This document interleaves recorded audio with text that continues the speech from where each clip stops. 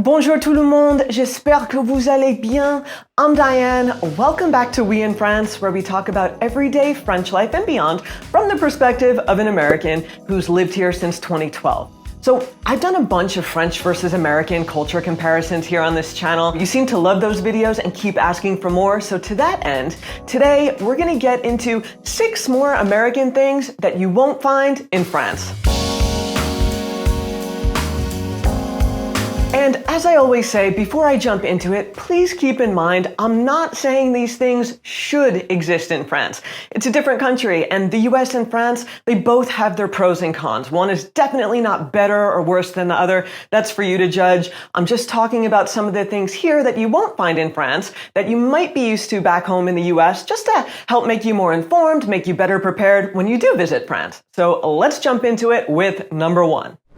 All right, number 1, paternity tests are not available at the pharmacy or for personal use at all. So does what I'm showing here look familiar at all? Take a look. So when I was back home in Florida waiting at the pharmacy, I noticed paternity test kits there on the shelf for personal use next to drug tests, pregnancy tests. Have you seen them before? Paternity tests, to be clear, are not something you'll see in France for personal use ever. So judges are the only ones who can order paternity tests in France for legal proceedings. You cannot find the kits available for home use at a French pharmacy. So according to French Civil Code Articles 16-10 to 16-13, paternity tests can only be ordered by a judge to establish or contest paternity for reasons that deal with child support and other financial matters, and to establish someone's identity in the course of a police investigation. Now, aside from that, paternity tests are illegal in France, and they carry a penalty of up to 1 year in prison and a 15,000 euro fine.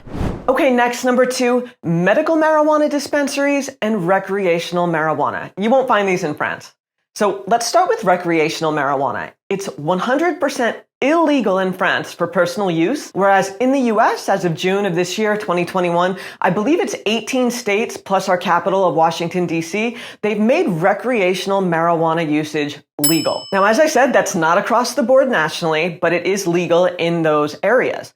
Now, in France, despite cannabis being illegal, 41% of French people aged 15 to 64 say they've consumed it at least once, making it the highest usage rate in Europe compared to the European average of 18.9%, and that's according to France 24. Something else you won't find in France, you will not find medical marijuana dispensaries here like you would, like I just mentioned, in US states like Florida or other European countries, where in Florida, for instance, you could speak to a doctor, explain your medical condition and why you feel marijuana would help you, pay the fee of $200 or $300, and then legally be able to buy these THC-containing products. In France, medical marijuana isn't legal either. I do believe there's been a drug trial that got started a year or 2 ago. THC-specific treatments are not mainstream, not legal across the board for medical use like you would find in the US or even other EU countries.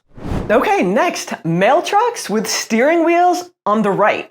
Now, in the US, you'll commonly see USPS, that's United States Postal Service mail trucks, delivering mail each day. They're painted white generally with the USPS logo, and they have the steering wheel on the right, unlike all the regular cars on the road. So they're on the right, just like it would be in other countries like the UK. And this is so they can pull right up to a house's mailbox, which is usually at the end of their driveway. Since we drive on the right, the mail truck steering wheel would be on the right, to line up right next to that mailbox so they can easily just pull down the flap, put the mail in, and be on their way to the next house. Now, in France, mail trucks don't look like this at all, different country. And the main reason for this, though, is because French homes do not commonly have that same type of mailbox that we see in the US, where it's generally, not across the board, but generally homes have a rectangular mailbox on a post of some sort where a mail truck can easily access that mailbox via the window. In France, most houses have mail slots in the garage door or the front gate, and the box is on the inside and locked with a key. That way no one can look in your mailbox except you or the mailman,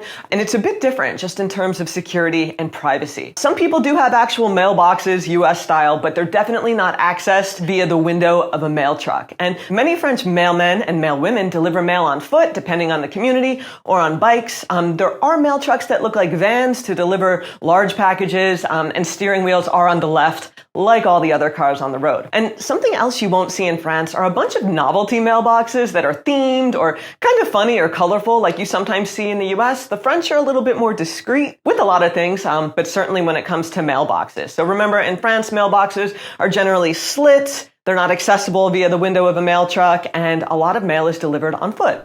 Okay, next, yellow school buses. So in the United States, it's a common sight to see kids getting picked up and dropped off each school day in a big yellow school bus. They're yellow for safety and also to differentiate them from other vehicles on the road.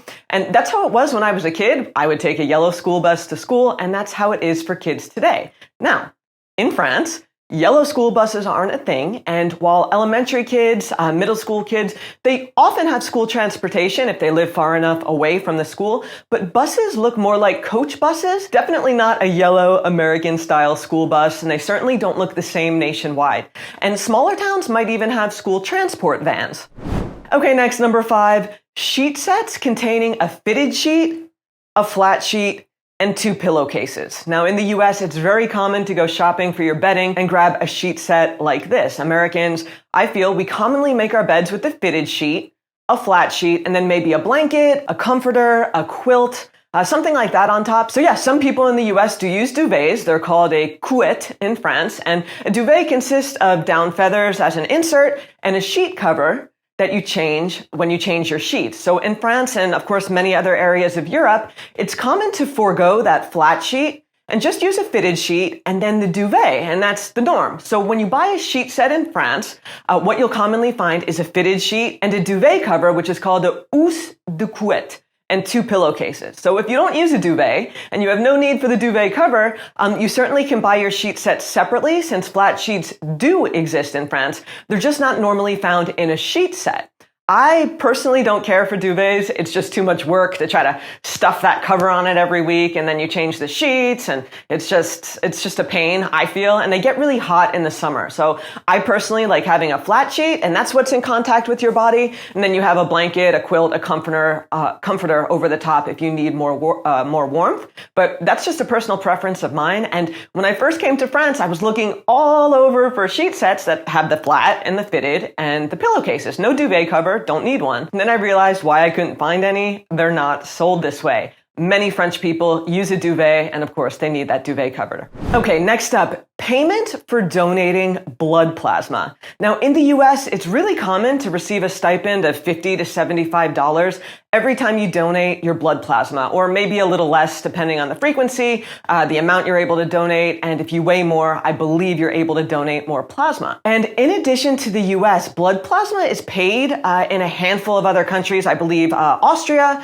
Germany, Hungary, and even the Czech Republic, so it's not just a US thing. But donating blood, on the other hand, just to point out, is usually an act of charity. In the US, it's not paid, regular blood, although I did see some blood donation buses that were encouraging people to donate in Florida, and in return they would get an Amazon gift card or something of that nature. That's not usually the case. You donate blood for free, an act that's voluntary for charity. But blood plasma, on the other hand, results in the donor being compensated in the US, and some people make hundreds of dollars a month. Don't quote me on this, but I believe the FDA allows payment because plasma, unlike blood, it's not put directly into people who need it right away after a little bit of testing. Plasma is often separated out, tested differently, processed differently, used by pharmaceutical companies and other concoctions and treatments. So bottom line, it's processed differently, so the risk of it being unsafe, plasma that is, when it's injected into a person is low, and payment is allowed in the US, but not in France.